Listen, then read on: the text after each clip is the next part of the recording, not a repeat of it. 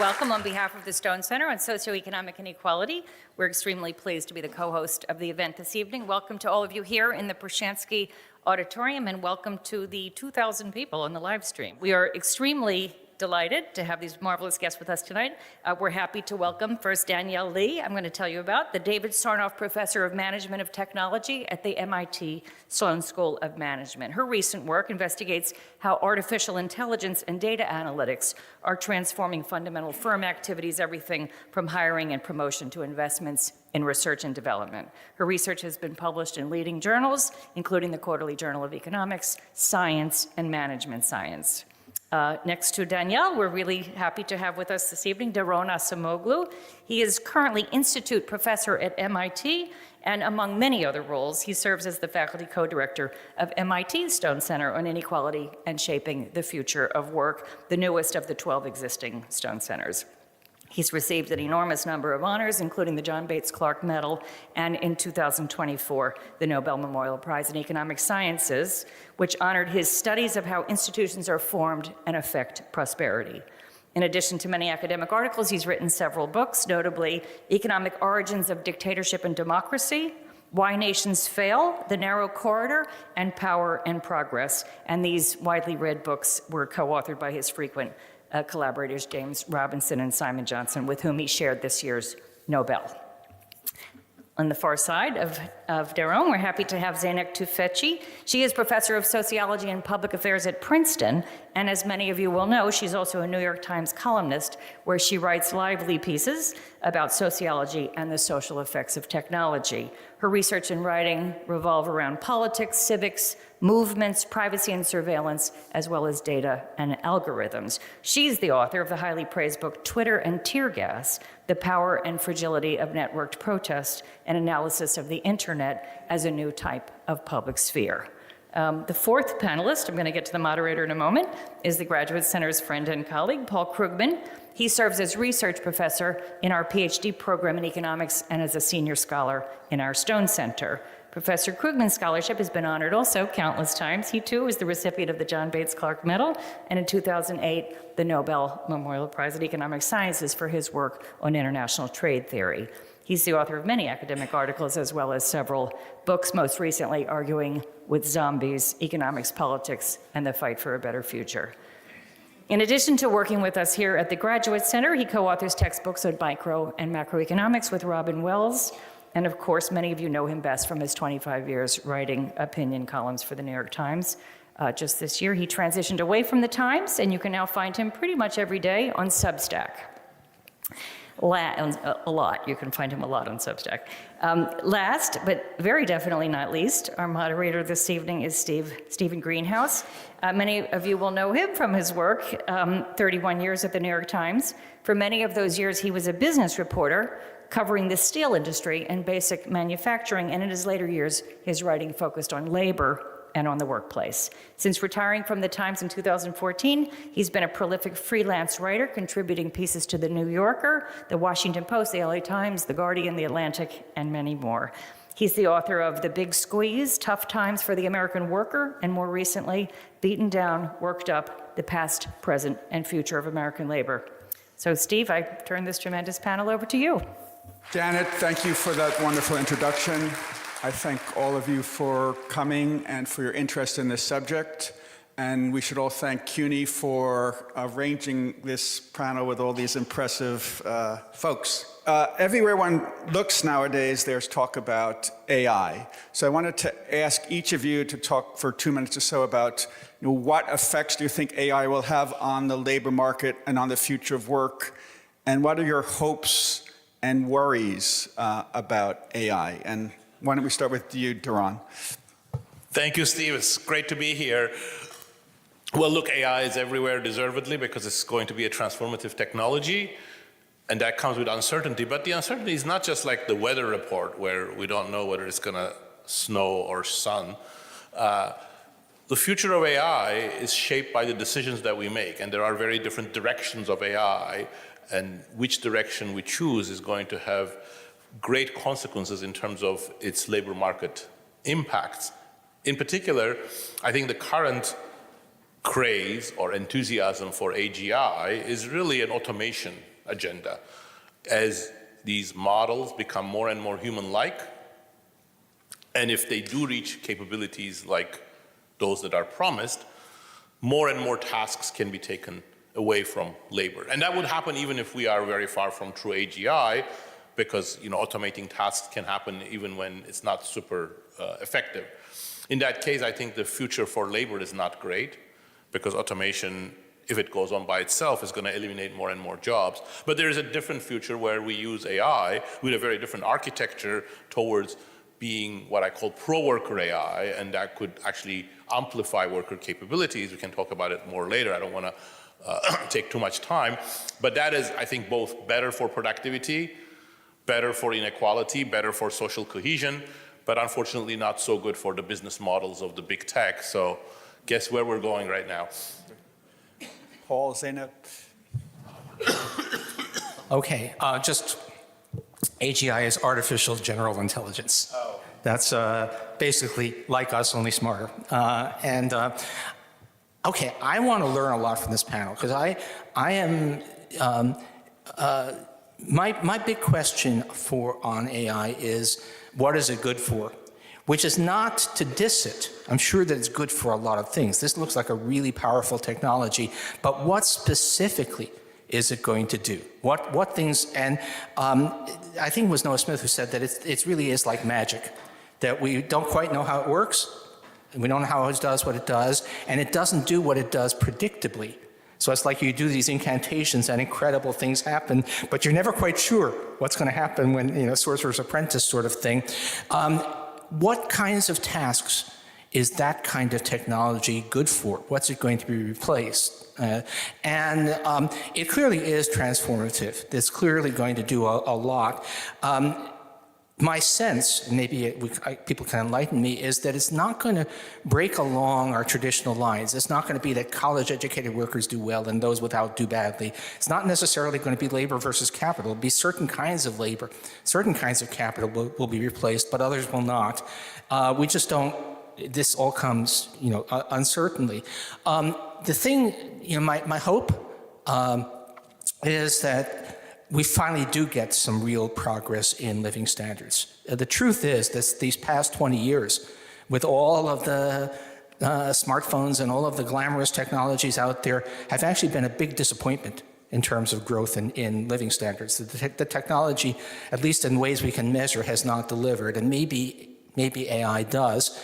My fear, aside from Skynet killing us all, is that that there will be really big dislocations. This could be, and if there's one thing we've learned from the China shock, from technological change, it's that churn is in itself a problem. Thank you. Zeynep, Danielle. Okay, so I'm sitting in the middle of two Nobel laureates economics, and I'm a sociologist. And sociologists like to always complain that economists move into sociology, and since there's no sociology prize for much, they do sociology. So spare a thought for me, because I'm going to talk about economics in the middle of two Nobel laureates in economy and try to take in a different direction, because the first word that I kind of perked up was the AGI framework, artificial general intelligence, and that's the assumption that this particular version of AI is kind of like a not so smart human on a linear path to perhaps becoming more smart over time, and at some point it will catch up and be able to do human tasks. But with my other hat, with some background in technology and looking at generative AI specifically, because it's a very specific thing, I don't think it maps onto human intelligence that much. It's very powerful, it's very transformative, but the things it can do and the things it fails at and the way it works is not really like the human intelligence, which is partly why all those predictions about it's going to replace customer service, no, because the failure mode is different. That said, if you have such a powerful technology that breaks all sorts of assumption and correlation and the way things worked on the expectation that the intelligence doing it was a human, everything is set up for human failures, human successes. This is what people can do. So all of a sudden, you bring a technology that doesn't map onto it, like apples to oranges. I think this is extremely disruptive. I don't know if we're going to, have prosperity. I don't know if they'll, automate or informate the way Daron was talking about in terms of the future. But in the short run, I see broken economic functions everywhere I can think of, from, how do you verify anything? How does the insurance industry work? How does anybody, do they send a person for each car that is going to make a claim because they can no longer trust the photos? How does something like, our education doesn't work because we can no longer check the process because correlations are broken? So in field after field, exactly because it's not on its path to AGI, it's not a form of human intelligence, but it is powerful. I see transition pain and disruption. And as a sociologist, I'm kind of this is going to be a crisis long before we get to the answers that they have, you've both asked, and which are very good. So I would love to sort of hear more about what you think about that, and spare a thought for me, please. Thank you, Zeynep. Danielle.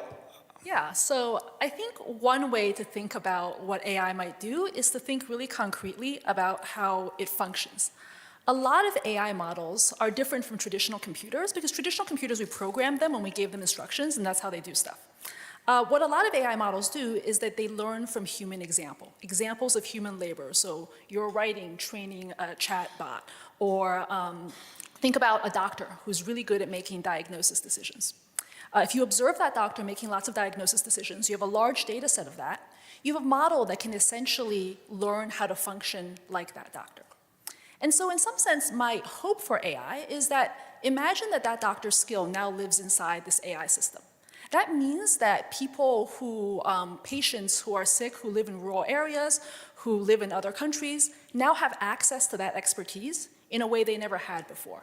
So what the AI model is doing is it's sort of transcending human limitations, allowing that doctor to take care of patients in a way they never would have been in that world. And so in that view, one kind of romantic way of thinking about training data is that it's not just a giant pool of data, it's actually sort of a pool of human experience, human work, and human expertise that different people can access across time and space. And so I think there's a lot of potential for AI to kind of allow us to share our expertise, to learn from our failures, to learn from our successes.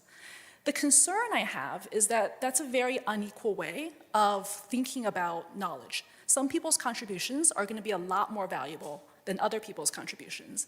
And so I worry that AI is going to AI kind of done in this manner is going to sort of push us into becoming yet more of a superstar type economy, where some companies get most of the returns, and other people are sort of left to be extraneous. And I think that's one of the key policy challenges we need to deal with. Thank you. A question for Daron. So again, with all this talk about AI, has AI really had much of an effect, or will we not really see much of an effect for another 5, 10, 15, 20 years? And what might the early important effects we see be? There is also, unsurprisingly, disagreement on that. We know that the underlying foundation models are advancing quite rapidly, I think more than any one of us would have predicted 5, 6 years ago. There is much slower progress on building useful applications on them, except for chatbots that people now converse with on their phone or on their computer. There are a number of examples where, in controlled situations, these models perform quite well. Coding and radiology are examples.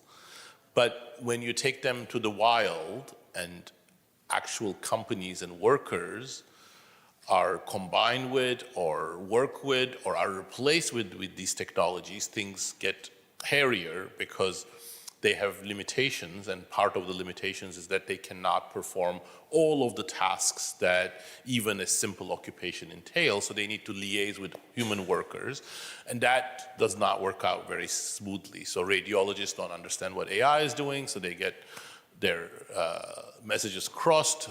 Other coders will have to decode, debug what ChatGPT or other programs do. So that interface is still not very easy.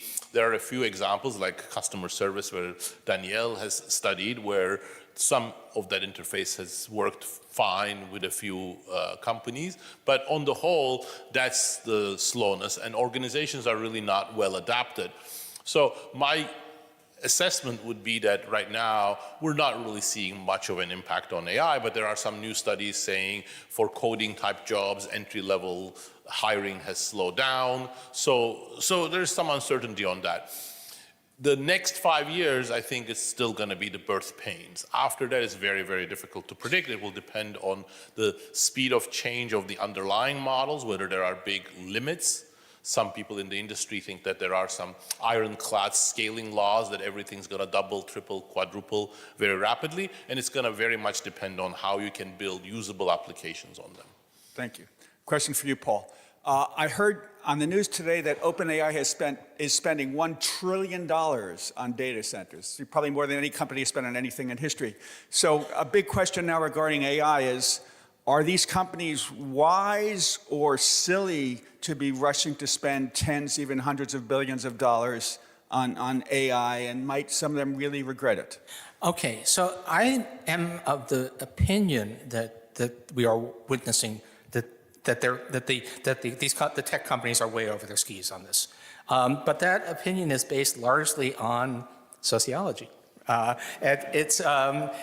look at the frenzy, at the way people are talking about it, the way people are behaving, and it reminds me an awful lot of the dot-com telecom bubble of the 90s. And the signal that was getting way out of hand was when sports bars started having CNBC instead of sports on their TV screens.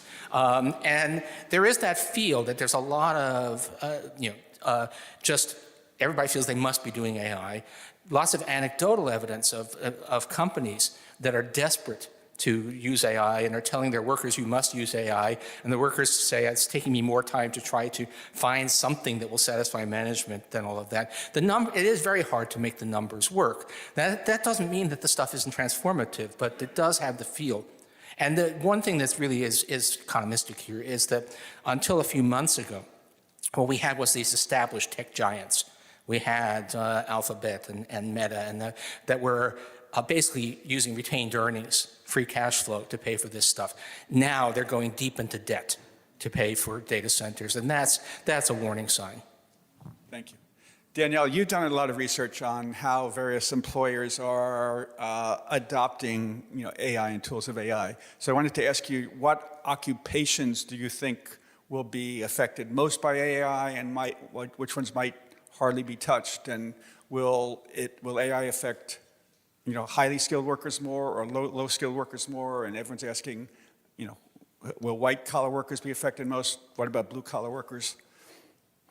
I think I've done enough research to try to avoid that question. You're going to get an obnoxious answer, which is it depends. It depends on what's going to happen, and also depends on the choices that we make in terms of how we implement AI. I think one useful diagnostic for those of you in the room is to just think about your current job. And think about the tasks in your current job that you could imagine AI reasonably learning to do in the near future. So, and then once you do that, imagine taking those tasks away and thinking about what you would be doing with the time that's saved. What new tasks would you get asked to do? What would your job look like? So once you imagine that, then you have to ask yourself 3 questions. So one is kind of a macro question of, how many people do we think we really need to do that job? Would you enjoy that job? And would you be any good at that job? And I think that's a useful way of thinking about where you are in the great AI churn. So if you think about a couple examples, so think about if you're a surgeon. I think it's reasonable to assume that surgeons are not going to get replaced by AI robots anytime soon, just because the physicality of robot dexterity is kind of a hard problem. But you can imagine a world where there's a lot of augmented reality. So the surgeon is wearing glasses, the glasses are maybe tied to a headset, and then the headset's sort of telling you that you should cut here, you should poke around here, you should be careful of this. I would argue that that's probably bad for the surgeon, Because in some sense, the judgment and the skill of doing that job, it no longer resides with the surgeon, it resides with the machine, and now the surgeon is kind of a glorified set of steady hands attached to the machine. That's something that you see happening in warehouses where workers are wearing headsets and the headsets are telling them exactly where to go and where to reach. And so I think that's an example of where kind of high skill work and less high skill work are sort of having sort of similar effects. You could imagine something like consulting where a lot of what AI does is that it's good at making slides, it's good at running financial analysis.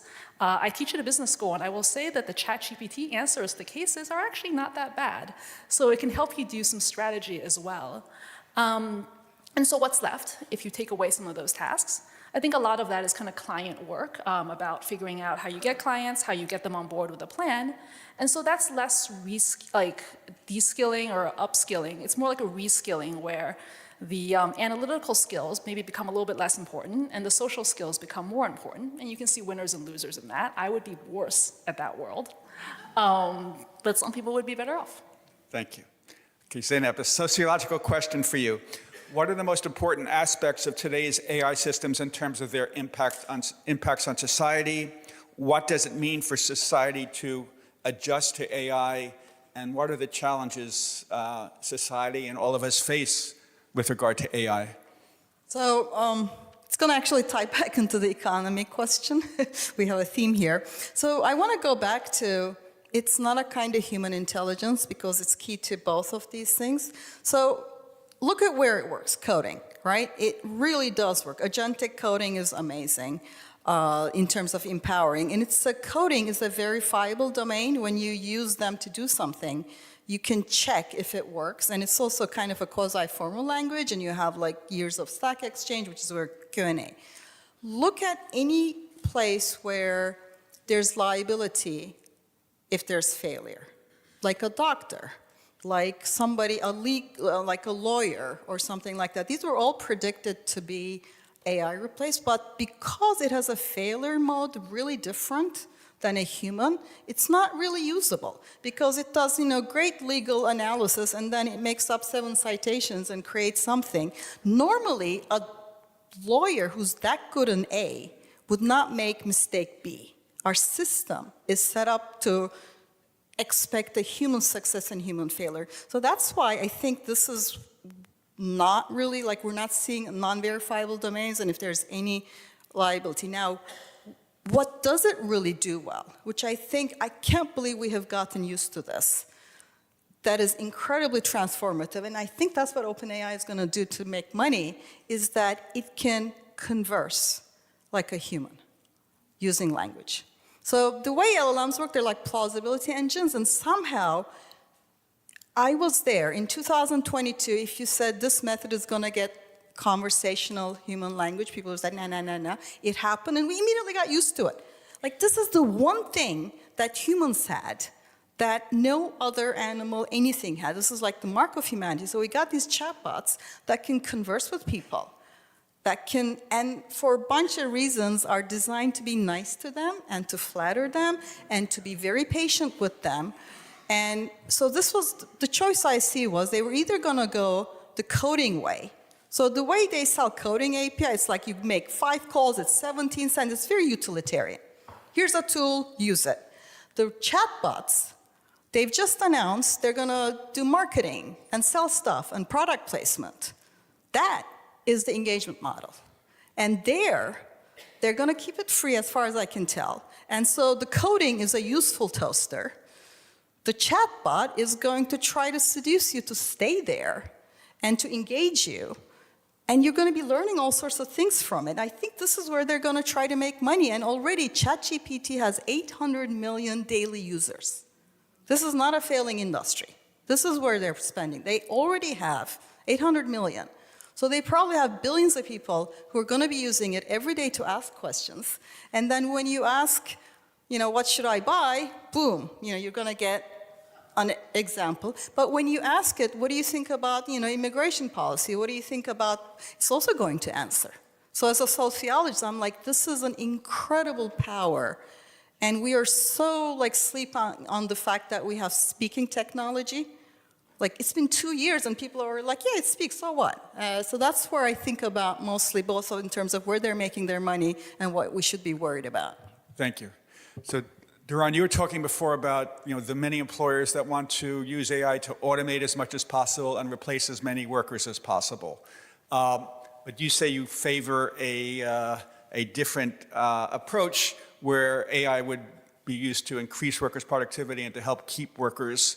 Many corporations are not into that vision. How would you go about, trying to, how should society go about, how would you go about trying to pressure, arrange for corporations to, to do less substitution and more, supplementing workers so that fewer workers lose their jobs? Yeah, so let me first clarify a little more what I mean by Proworker AI and why I think it's feasible.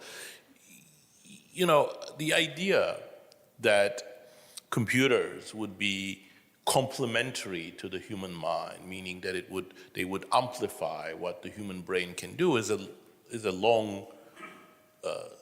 very, very old aspiration. People were writing about that in the 1950s and the 1960s. But we absolutely did not have the technologies to make that a reality in the 60s, 70s, 80s, 90s, 2000s, even 2010s. I think with the recent advances, we are coming to the cusp of being able to do so. So essentially what you would need to complement the human mind is context-specific, relevant, reliable information in real time. Imagine an electrician, an occupation that's very, very important. It's going to become more important and we face major bottlenecks. An electrician needs to know a lot of electrical engineering, at least practical electrical engineering, a huge amount of information about all sorts of electrical machinery, and a lot of experience to deal with edge cases, difficult cases, how different machines liaise with each other, and so on and so forth.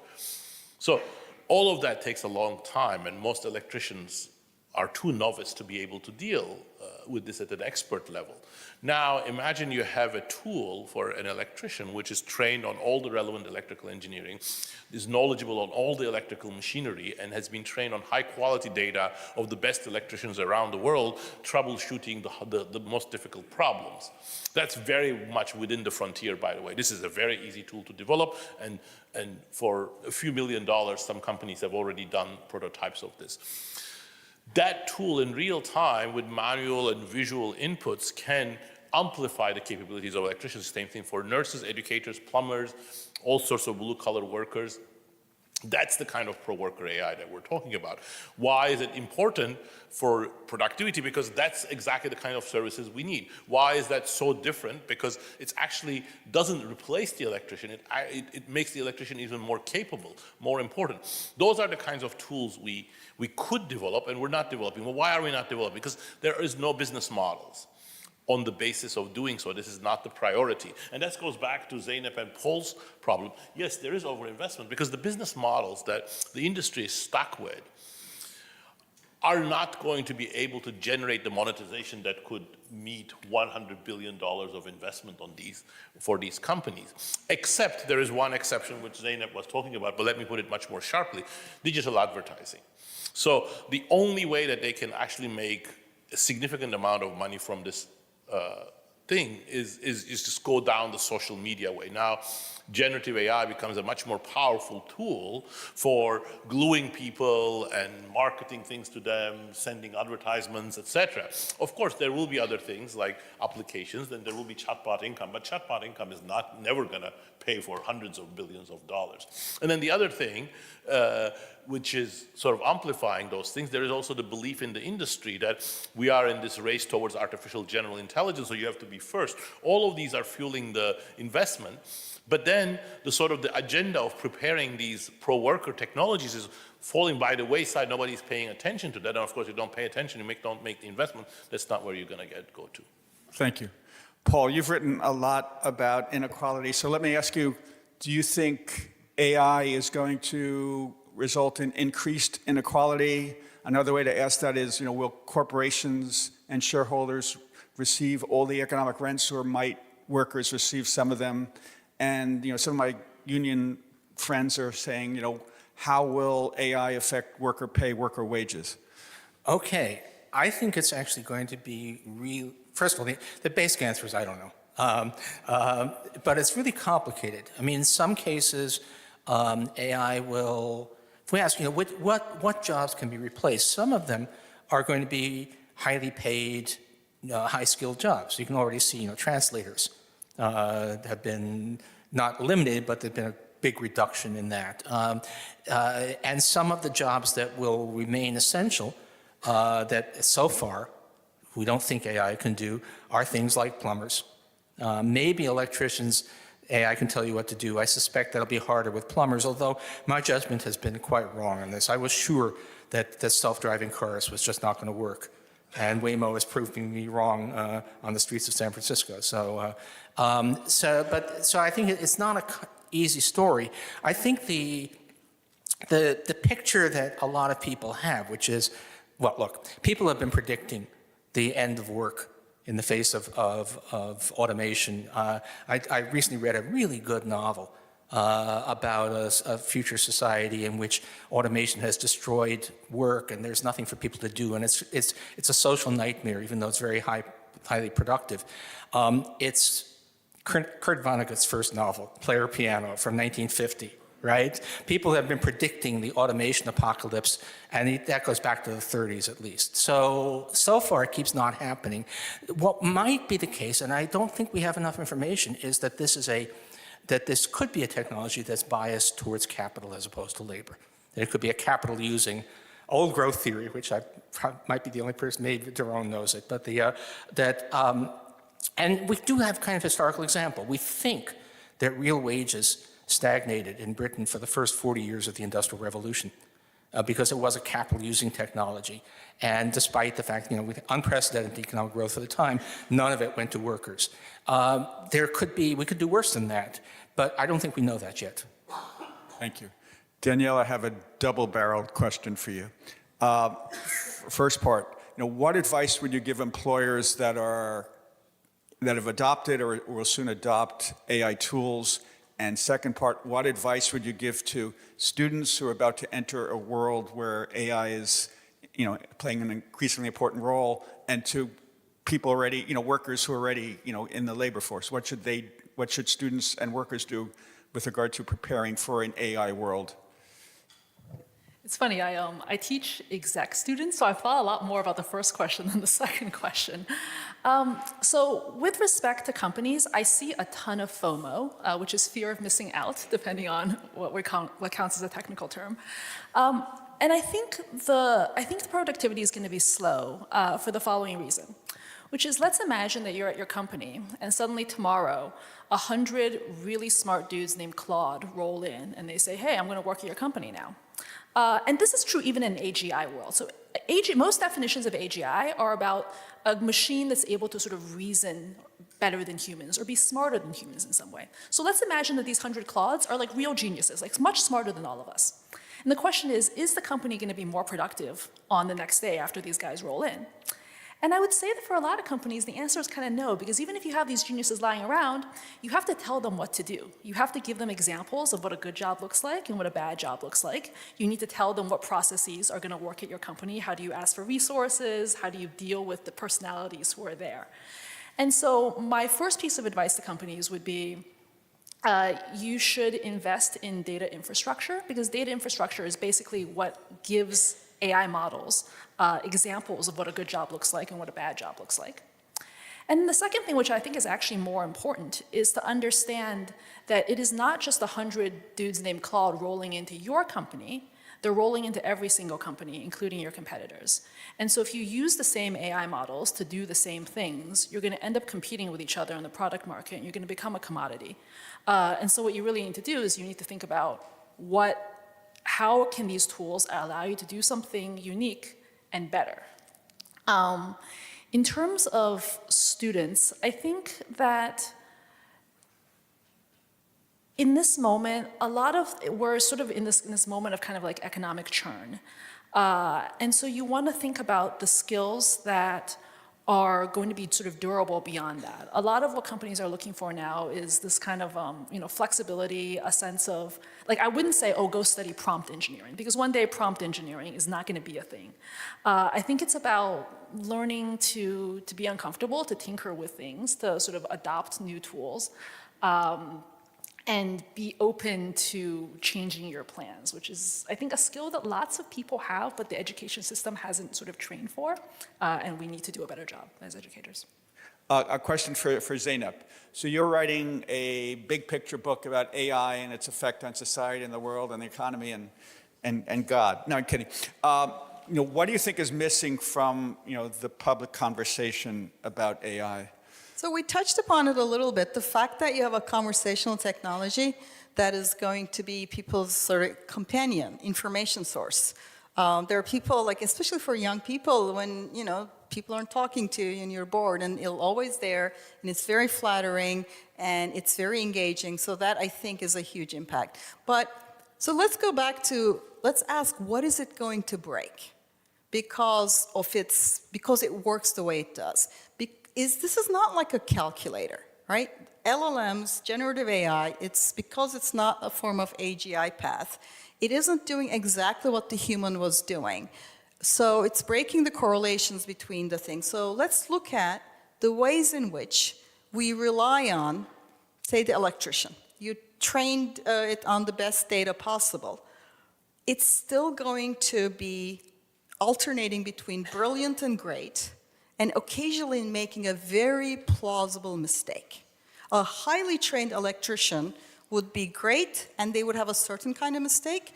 This thing is going to make, even if you have the best data, it's going to make an unexpected mistake that is very hard to detect and is extremely plausible because of the way they work. So you're going to need the super electrician to catch this. This is why it's not being used widely outside of non-verifiable things. Now, go back and look at the entire society and think of all the things where we have some sort of information processing, some sort of video generating, photos, conversations, where we use those things in expectation that it will correlate with a process. Here's an essay, I wrote it. Job application, here's a cover letter, I wrote it. It indicates interest. What happens when that cover letter no longer indicates interest because AI wrote it? 1 million people can write a very convincing cover letter. The employers are trying to use AI to filter these things, so it's this arms race. So AI is breaking a gatekeeping mechanism where cover letters used to show interest. So now what happens? I'll tell you what happens is they're going to hire from their personal networks and they're going to look for Ivy Leagues. Right? When you have gatekeeping break, people reintroduce gatekeeping in any way they can. So what happens when you can no longer trust photos and videos as proof of anything? So one possible thing is the government will be like, only our cameras are good in court. You catch a police officer doing something wrong, or well, it doesn't count. Only government, because how do you know it's AI or not? And there's no way to sort of do this. So I feel like we're not looking enough at, what does it mean? How much is it worth to have a thing that 1 billion people are going to ask questions for hours a day? How much is this kind of power worth? We're not asking enough of what kind of correlations is going to break, and we keep looking at it like it's like a calculator doing what a human does instead of this unpredictable thing that's like incredibly powerful and then does something we just don't expect, and it's coming at us really fast. And that's kind of like, I want to worry about those things. So I'm embarrassed to say I was reading a Washington Post story today that mentioned a computer program, an AI program called Greenhouse that screens 300 million resumes a year worldwide, and how people are trying to trick the AI. I can't resist. One of the few industries that I know has been benefiting, at least currently, is I think it's just 2 companies that make blue books. Because a lot of professors are going back to handwritten exams in class. This is breaking education because the assumption that we could, why do we assign the essay? We're all like educators here. It's not, I'm sorry, the parents aside, you can put it on the fridge, we do not care. right? We want the person to go through the steps to learn the skill. Now they can, it's kind of like they're training for the marathon, but while they're training, we let them have rollerblades, right? And then we put them in front of a system where they're supposed to run the marathon to be able to supervise it, but they've trained on rollerblades. I'm kind of like, this is, like, I'm a technology person. I love the technology in some ways, but this is incredibly disruptive for the way we function, and I don't have an answer. Thank you. Paul, you were going to mention the second thing, too? Well, no, maybe, I don't know. I'm not sure if I'm out of turn, but and as more and more of the data that these things are being trained on is in fact AI generated. You know, there is this slop apocalypse story where basically AI just chokes on its own waste products. That might be a good thing. Who knows? For Daron, so in past decades, with regard to previous technologies, previous new technologies, there were often predictions and worries that on a net basis, this new technology is going to result in fewer jobs. Do you think AI might, but that has never come to pass. There hasn't been a net loss of jobs, as I understand correctly. That's not true. Oh, it's not that's true. Not okay. true. That's not true. I think that's a story we tell ourselves, okay. But it's not true.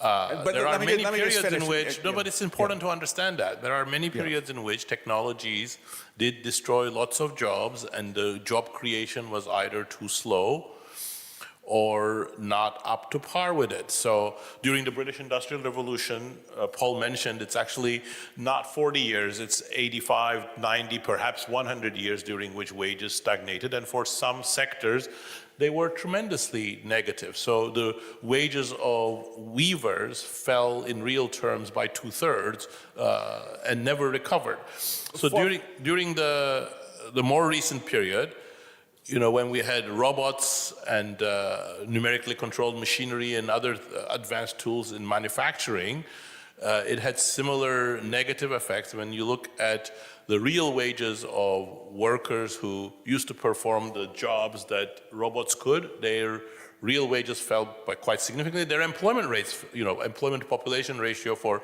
demographic groups that were at the crosshairs are negatively affected. Now, the job apocalypse, in the sense that there's going to be mass unemployment, there will be no jobs, that's, of course, not a realistic prediction.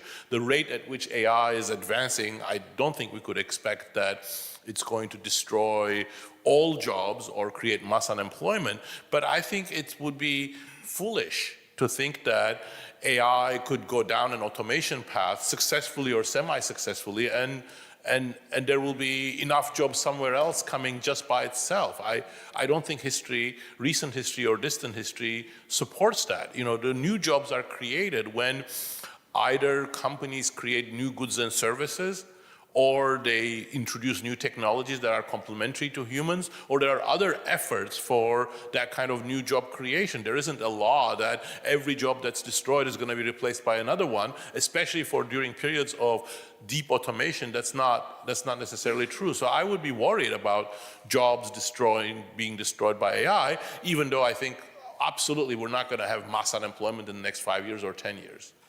Thank you. So, Paul, there's been a lot of discussion of... Wow.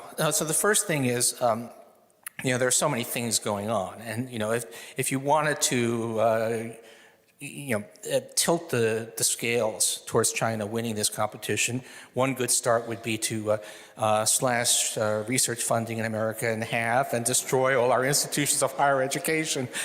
So we're doing our best So who would be so stupid to do that? Right. And there's also a funny thing, Zeynep, I thought, you know, when my wife and I are traveling, and whenever we see something, you know, it's really very unsafe pathway or something, and my wife mutters, no tort law, no tort law.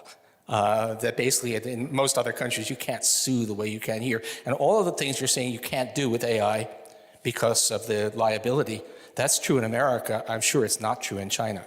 So that itself, quite aside from all of the engineering stuff, I think the Chinese might be prepared to take a lot more risks. And they just seem to be less, and this is just impressionistic, they seem to be less obsessed with doing thing, you know, the big thing, and much more pragmatic about smaller, you know, DeepSeek, smaller models, things. So I would America's immense, innovative, but we're not looking so good on those fronts now. And so I had to make a bet. Now, how much does it matter? That's one of the things I think that we do tend, and this is my international trade person hat, thinking that a great technology is necessarily benefits the country that happens to pioneer it. And that's often not the case. That it's the benefits of agglomeration, my sort of thing. There's a lot of advantages to the world that there is a Silicon Valley somewhere. It's not clear how much of the benefits of that accrue to Silicon Valley or even to the United States. A lot of that gets passed on to the rest of the world, just like the button industry in Chaotu means that buttons are cheap around the world, not that Chaotu is a very rich place. Thank you. Thank you. For Danielle, as we've all heard, large language models learn a whole lot from, sweeping, vacuuming everything on the internet. If and when AI really takes over jobs that many workers are doing, won't AI have to learn from what today's workers are actually doing on the job if it's going to replace them, or hopefully make their jobs more productive? Yeah, so I think that if you think about the current ChatGPT, like current models we have, those were trained on human labor that was done a while ago. So articles that people wrote. And I think the same thing is going to happen now. And one way to see this is that the big tech trend in the workplace right this second is not AI, it's surveillance. So if you think about if you're an office worker, you will have your screen recorded, your applications recorded, your email, your chat recorded. If you work in a warehouse, you might be location tracked. You might have a wearable that's going to look at your hand motions. And a lot of that is about monitoring or safety or compliance or whatever. But a big byproduct of that is that it's a tremendous amount of data about how exactly people do their jobs. That's exactly the kind of data that can be used to train AI models to do those same jobs. And I think that that's actually extremely important to keep in mind. So if you think about one of the big successes of AI models, it's customer service. And the way those models got trained is that all these customer service agents were recorded for quality assurance.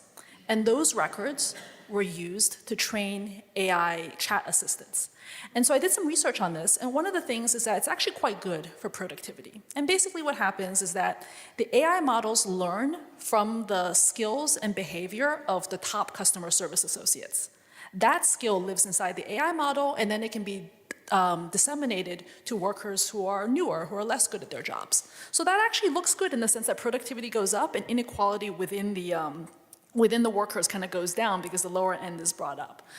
But it's also complicated in the sense that the high-skill workers whose data was used to train the AI model, they didn't get paid for that. And in fact, they made themselves a little bit more obsolete in training the model. I think that's actually a very general phenomenon where the thing that makes human labor different from capital is that it lives within us. So you have some expertise that's derived from your education, your experience, whatever. It's really hard to share, it's really hard to explain, it's tacit knowledge. And as a result, if an employer wants access to your expertise, it has to pay you. You rent your labor to your employer, and the moment they stop paying you, you walk with all of that expertise. In a world where we're constantly surveyed, and that data can be used to train AI models, when you walk, you don't actually leave you don't take your expertise with you necessarily.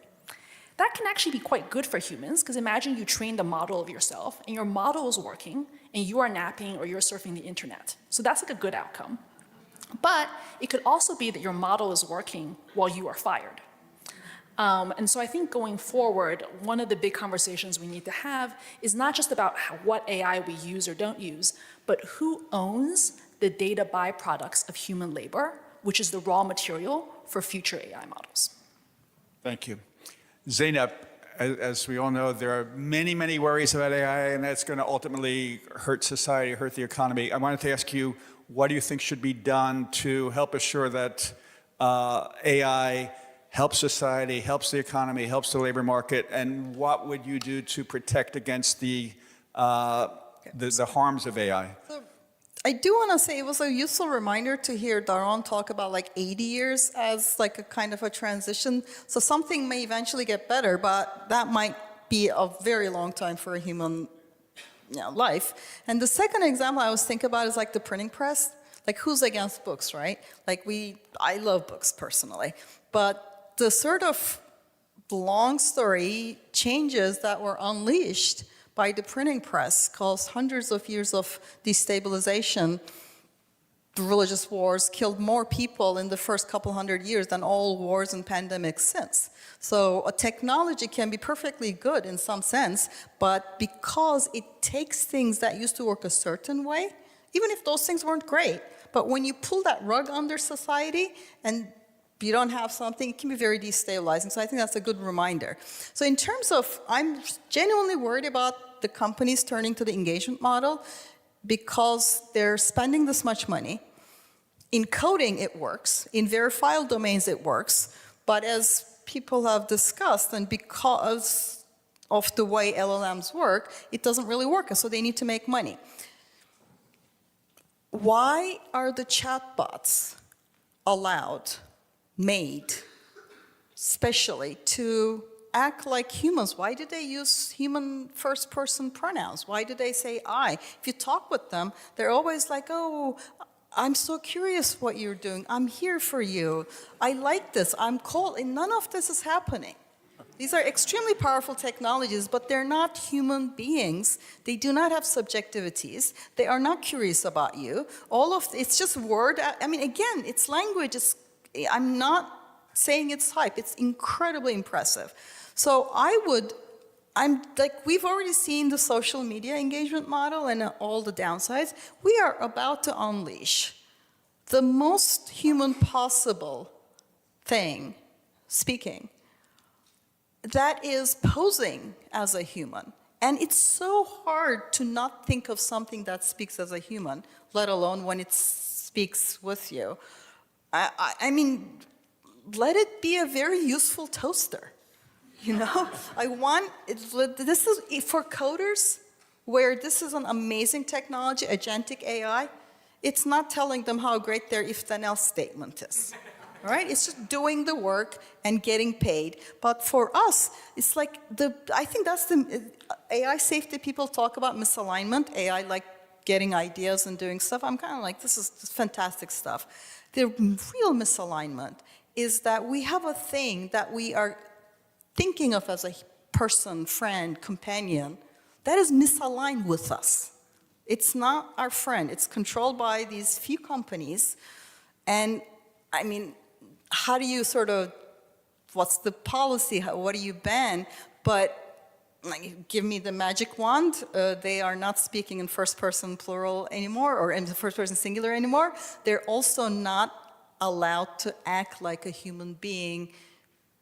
There are so many tragic stories of children, also very young people, getting dragged into all sorts of delusional states. There have been some tragic suicides. There are tech people, billionaires, losing their minds. Very clear delusional disorders because they have convinced themselves that they have invented quantum cryptography because ChatGPT told them over 6 months and for 10 to 10 hours a day. Like, this is a big deal, and nobody's asking me, but I think we should sort of try to not let the engagement model relive in this technology if we can help it. Thank you. A final question for everyone. If you're, make believe you're the philosopher king or queen, what advice would you give our president and Congress on how to regulate any president to regulate AI? Listening to Zeynep Li, I'm actually getting quite scared. And it seems to me that the kind of moral that would be emerging from all of this would be to be a lot more like the Europeans, who do a lot more restrictions on social media, a lot more restrictions on the web, although I'd say not nearly enough, given the kinds of things we're talking about. But we ridicule the Europeans a lot for all the impediments they put on the use of technology, but maybe they have the right idea. And if I was the philosopher king, I might say, okay, this is dangerous technology, not in the ways that we usually think of it, but it's actually dangerous psychologically. It's dangerous socially. And we're trained to think that innovation F around and find out, and we should move fast and break things. But if the things are actually people, maybe we do need a lot more restrictions on this. I mean, I think the way that we approach regulation is very reactive. We see the technology and we react to it. But what I've tried to argue briefly here is that the issue is about the direction of technology, and for that you need a prospective way of thinking about policy, which is where do we want this technology to go and how can we ensure it? And that's about, you have to fix the business models. So I think one thing I've advocated is a substantial digital ads tax. Digital ads are clearly creating a lot of negative effects. We've seen that in social media. Then they're killing all sorts of alternative models. You have to encourage companies to move away from automation. What are the artificial reasons why they do that? Well, our tax code massively subsidizes capital and taxes labor. So we have to sort of fix that tax code's problem. You have to sort of make sure that the inputs into creating a more pro-worker direction is there. Danielle already mentioned that, so let me amplify that. We have no data markets. So if you want models to become better, you need high quality data. But right now, the system is we steal data. We extract data from people without payments. So we need data property rights and also incentives for people to create high quality data, like the electricians that I was talking about. And then also the tech companies. I think you need to sort of start creating more competition. It's become a very non-competitive field. So there are a bunch of things that we really have to do, but they're all forward-looking, not about fixing the past problems. Really, can we steer this technology in a more socially beneficial direction? Zeynep, Danielle, do you want to answer that, or should I go to? So one thing that's really important is to do proper regulation. AI companies are very good at directing administrations for regulation that just happens to help them. With the Biden administration, they talked a lot about AGI and existential risk and got a bunch of rules that were essentially kneecapping their competitors. How convenient. And then the Trump administration came and they sort of dropped that and they moved to, we're in a race with China for AGI and tried to get stuff to kneecap their competitors. How convenient. Sam Altman is a world historic figure in this. It's incredible that they shifted from one type of regulation that just happened to kneecap their competitors to another one seamlessly. So and Europe has issues because it doesn't have the industry. So you need to really look at what is this technology? Stop listening to their fantasies, their AGI stories, their existential, there's some stuff there, but a lot of it is science fiction. And look at this very powerful technology in front of us and think what is in the public interest. And that requires understanding technology and being sort of in the public interest. And we haven't done it with the internet. We have not done it with, it's a wonderful technology, and we haven't done it, and we're kind of paying for it because all the negative externalities. So the first thing I would say is have the right mindset. And this president or not, I think this applies for Europe as well, is the thing that's holding us back. All right, let me jump in quickly. I think that there's a lot of use cases of AI where there's lots of winners and losers in debates, and I guess the piece of advice I would give is we should go for the lowest hanging AI fruit, which is we should think about socially valuable problems that humans have sucked at, which in my argument, in my opinion, should be we should be putting a lot of effort into AI for better science.